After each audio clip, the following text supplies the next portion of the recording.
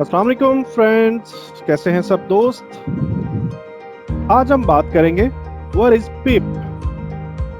पिप जिसको point in percentage भी कहा जाता है, क्या होता है और ये हमारी ट्रेडिंग में किस तरह से मददगार है। आज हम डिटेल में इस इंफॉर्मेशन को सीखेंगे। सबसे पहले चलते हैं फिजिकल मार्केट में। फिजिकल मार्केट में लेट से अगर हम के इलेक्ट्रिक की बात करें, के इलेक्ट्रिक के शेयर की बात करें, के इलेक्ट्रिक का शेयर मिसाल के तौर पर 100 रुपए का एक शेयर है। 100 रुपए का एक शेयर है, राइट। तो अगर आप 1000 शेयर बाय करना चाहो तो आपको 1 लाख रुपया इन्वेस्ट करना पड़ता है।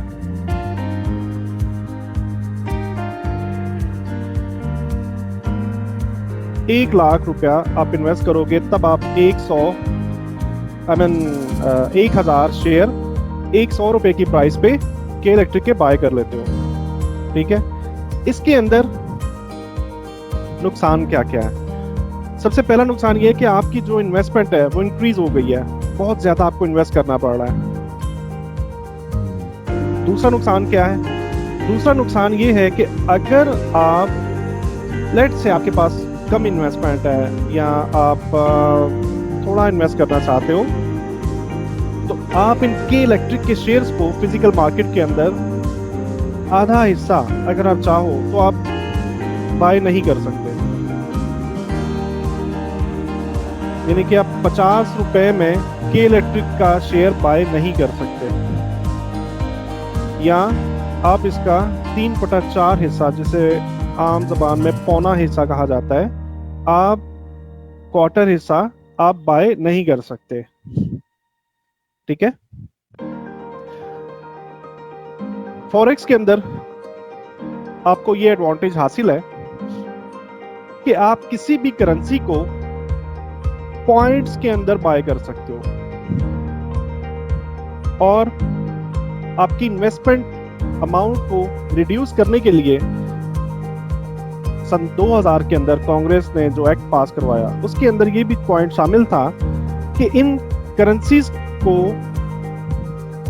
पॉइंट्स के अंदर डिवाइड कर दिया जाए ताकि कोई भी रिटेलर कोई भी अगर थोड़ी अमाउंट के साथ आना चाहता है तो वो भी बाय और सेल कर सके। तो ये जो करेंसी है इसको चार हिस्सों में डिवाइड कर दिया गया। 4 डेसिमल्स में आप समझ लो, 4 डेसिमल्स में डिवाइड कर दिया जाता है। तो इस करेंसी का जो चौथा डेसिमल होता है, चौथा डेसिमल कौन सा है? Number 1, number 2, number 3, number 4। तो चौथा डेसिमल हमारे पास 0 की शक्ल में यहाँ पे मौजूद है। तो इस 0 को एक पिप कहा जाता है, एक पिप कहा जाता है। और इसका क्या मतलब है? Point in percentage.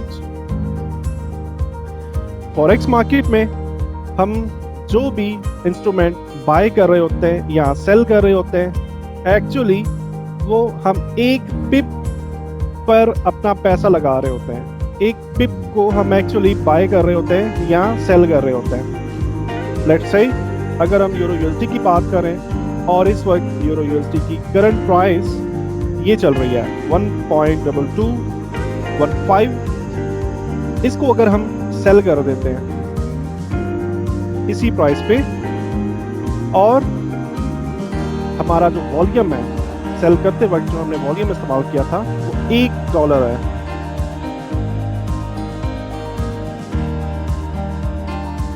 यानी कि हम $1 के वॉल्यूम के साथ अगर हम इस प्राइस पर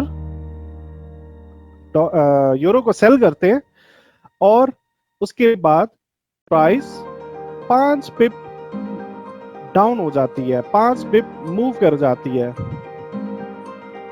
5 पिप कैसे मूव किया उसको भी आप देख लो। यहाँ पे क्या प्राइस थी? 2215 और यहाँ पर 5 पिप मूव करने के बाद इस यूरो यूएसडी की जो प्राइस है 2210 बन जाती है। इसका क्या मतलब है कि यूरो यूएसडी की प्राइस 5 पिप नीचे आ चुकी है, और जब भी प्राइस 5 पिप मूव करे तो हमें ऐसे सिनेरियो में $5 का फायदा होता है।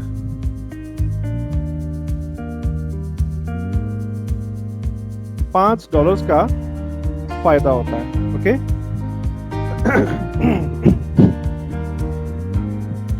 ये वॉल्यूम आप चेंज भी कर सकते हो, आप $2 से भी कर सकते हो, आप $10 से भी कर सकते हो, आप $1 से कम अगर लगाना चाहो, आप सेंट्स में करना चाहो, जब भी आप कर सकते हो।